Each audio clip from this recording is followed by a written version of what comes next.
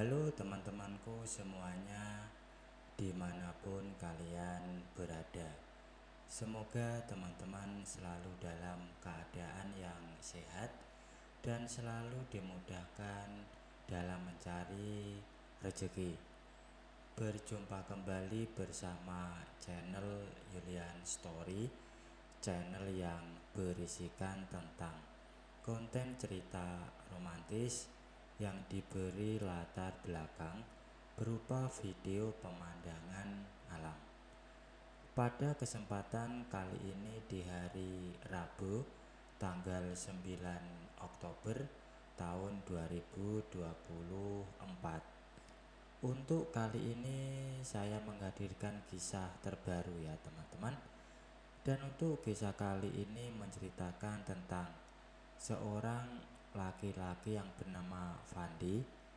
Ia ini sudah mempunyai istri yang bernama Jessica. Dan kisah ini berawal ketika istrinya halim ya. Dan menjelang kehalimannya, mereka berdua merencanakan memiliki seorang pembantu rumah tangga yang dapat membantu pekerjaan rumah dan sekaligus bertugas menjaga putra mereka yang nantinya jika sudah lahir.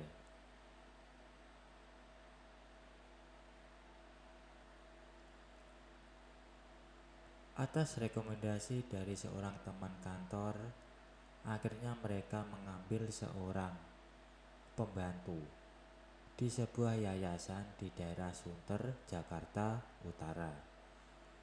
Malam harinya setelah mereka pulang kerja, Fandi dan istrinya mengendarai mobil menuju daerah Sunter. Sebelumnya tadi siang, mereka sudah menghubungi pihak yayasan penyalur pembantu dan mereka mengatakan ada seorang pembantu dari daerah Lampung. Setibanya di kantor yayasan tersebut, mereka dipertemukan dengan seorang wanita yang berumur kira-kira 18 tahun.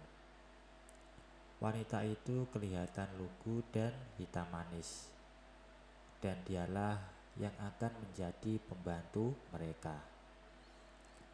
Setelah semua urusan administrasi selesai, maka mereka pun membawa pembantu tersebut yang bernama Tati menuju ke rumah.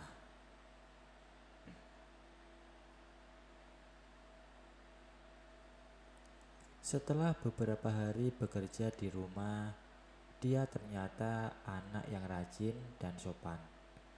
Maka perlahan-lahan Fandi mulai bisa menerimanya dan menyukainya. Suka dalam arti positif dan menganggap dia sebagai bagian dari keluarganya. Apalagi setelah putra pertama Fandi lahir dan dia begitu telaten mengurus dan merawat putranya dengan penuh kasih sayang yang tidak dibuat-buat. Fandi dan istrinya semakin suka dan menyayanginya. Singkat cerita, setelah masa cuti melahirkan selesai dan istrinya harus kembali bekerja di kantor, mereka percayakan perawatan putranya kepada Tati. Dan dari penuturan para tetangga, mereka mendapat cerita bahwa pembantunya itu sangat baik dan sangat menyayangi putranya. Mereka seling melihat bagaimana Tati membujuk dan menimang putranya dengan penuh kesabaran ketika putranya sedang rewel dan menangis tatkala mereka berdua sedang berada di kantor. Hal itu tentu saja membuat Fandi dan istrinya gembira dan semakin sayang kepada Tati, pembantu tersebut. Dan hal itu membuat Fandi dan istrinya sepakat menaikkan gaji di setiap 6 bulan sekali.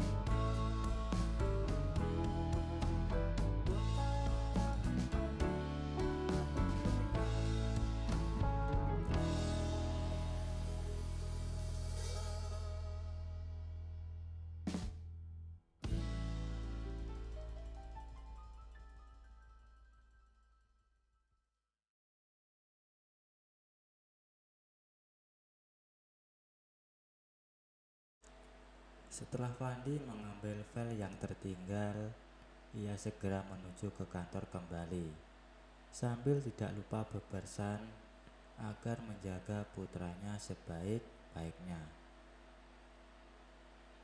Tanpa Fandi sadari, sejak kejadian tersebut, ia jadi sering melamuni pembantunya dan diam-diam sering memperhatikan Tati pembantunya tersebut. Semakin hari, Fandi melihat bahwa Tati semakin menarik. Kebaikannya, kesopan santunnya, rasa hormatnya kepada Fandi dan istrinya, serta rasa sayangnya yang begitu besar terhadap putranya membuat Fandi jatuh cinta padanya. Hari demi hari berlalu, minggu berganti bulan, dan tidak terasa Tati telah bekerja di rumah itu selama 3 tahun. Selama itu pula, Fandi memendam perasaan suka dan sayangnya kepada Tati. Perasaan itu begitu menyiksa dirinya. Fandi hanya bisa memendamnya sendiri. Ia sadar bahwa ia seorang majikan dan Tati hanyalah seorang pembantu. Tetapi kadang hatinya juga berkata, hanya pekerjaan dan status sosial yang berbeda. Selama 3 tahun bekerja di rumah Fandi, tidak pernah satu kali pun dia bersikap kurang sopan atau membantah mereka. Hal itu membuat Fandi makin suka kepadanya dan sampai jatuh hati kepadanya. Hatinya makin tersiksa karena memendam perasaan itu terhadap Tati.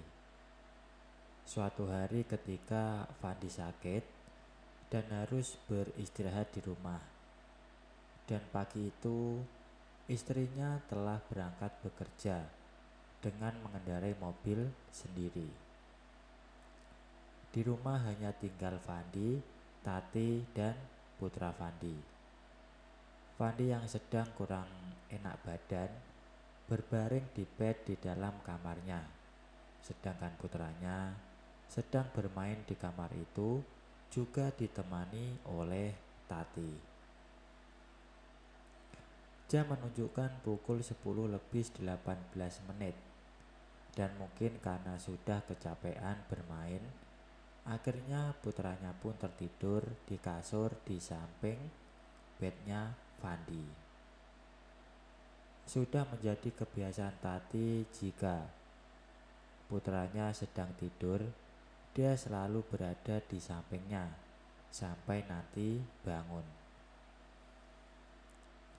Ketika itu Fandi melirik ke arah Tati dan ia melihat Tati duduk sambil memandangi putranya yang sedang tertidur pulas. Mungkin itulah saat yang tepat batin Fandi. Ia sudah tidak peduli harga dirinya sebagai seorang majikan. Ia benar-benar gila dibuat oleh pembantunya tersebut. Ia benar-benar sudah tidak tahan menahan perasaan itu lebih lama lagi. Ia benar-benar tersiksa. Perlahan setengah berbisik, Fandi pun memanggil Tati agar duduk di sampingnya. Dan setelah berbasa-basi sedikit, akhirnya Fandi pun mengutarakan perasaannya kepada Tati yang selama ini ia pendam sendiri.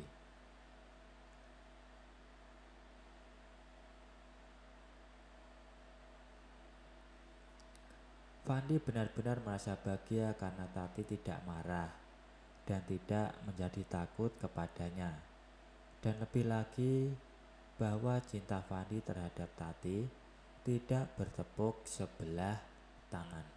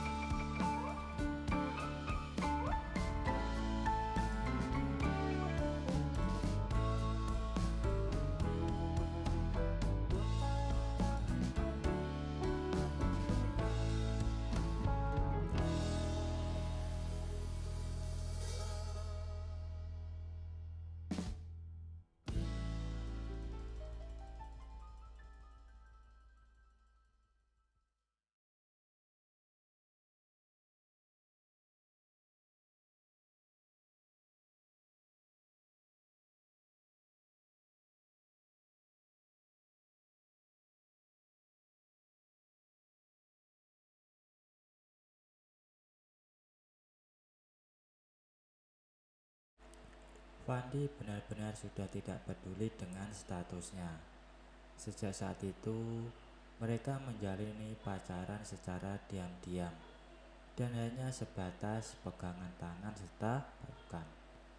Semua itu mereka lakukan ketika Fandi dan Tati berada di dapur, sedangkan istrinya sedang mandi, atau ketika Fandi pulang kantor lebih awal sedangkan istrinya harus kerja lembur sampai jam 7 malam. Jika awalnya Fandi dan Tati hanya menjalani pacaran secara diam-diam dan hanya sebatas berpegangan tangan, tapi namanya juga sedang mabuk asmara. Suatu hari muncul keinginan untuk menciumnya. Saat itu istrinya sedang mandi dan putranya sedang tidur di kamar, ditemani oleh Tati. Fandi tahu kalau istrinya mandi sambil berendam di bathtub biasanya agak lama. Tadi sebelum mandi, Fandi sempat melihat istrinya mengisi bathtubnya dengan air keran. Itu tandanya istrinya akan mandi kurang lebih setengah jam lamanya. Diam-diam Fandi masuk ke kamarnya di mana putranya tidur ditemani oleh pembantunya. Fandi melihat Tati duduk di lantai sambil membelakangi pintu kamar. Dari belakang, Fandi menghampirinya dan langsung memeluk dirinya.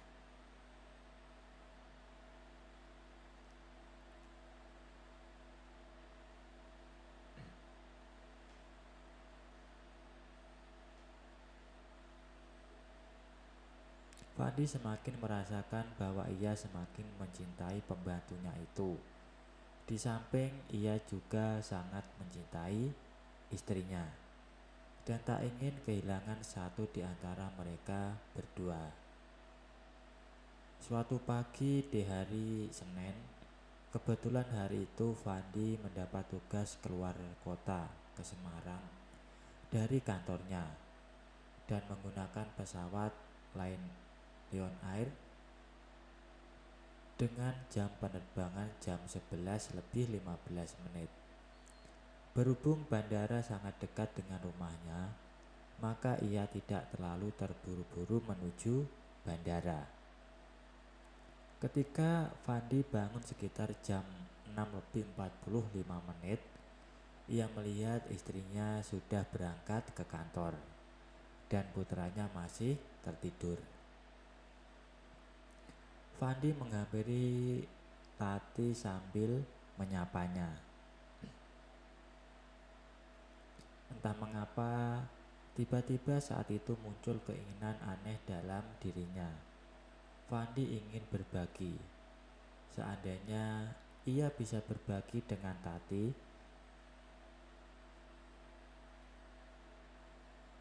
maka bakal senang sekali. Buru-buru ia menepis pikiran itu. Ia segera mandi agar pikiran dan badannya dapat segar kembali. Dan setelah selesai mandi, Fandi masuk ke kamarnya untuk mengambil lembarannya di dalam lemari. Ternyata di lemari pakaian itu tidak ia temukan. Kemudian ia pun bertanya kepada Tati. Tati berdiri dan mencoba mencari lagi di dalam lemari, tetapi hasilnya sama. Kemudian Tati baru ingat bahwasanya semalam selesai disetrika dan belum atau lupa menaruh di lemari Fandi. Kemudian ia pun pergi ke kamarnya untuk mengambil lembaran tersebut. Baik teman-teman, mungkin untuk cuplikan ceritanya saya akhiri sampai di sini ya. Kalau ada salah pengucapan maupun penulisan, saya minta maaf yang sebesar-besarnya. Semoga teman-teman dapat terhibur dengan cerita yang kali ini saya sajikan, dan nantikan kelanjutan ceritanya hanya di lain kesempatan. Saya ucapkan selamat beraktivitas ya, dan terima kasih.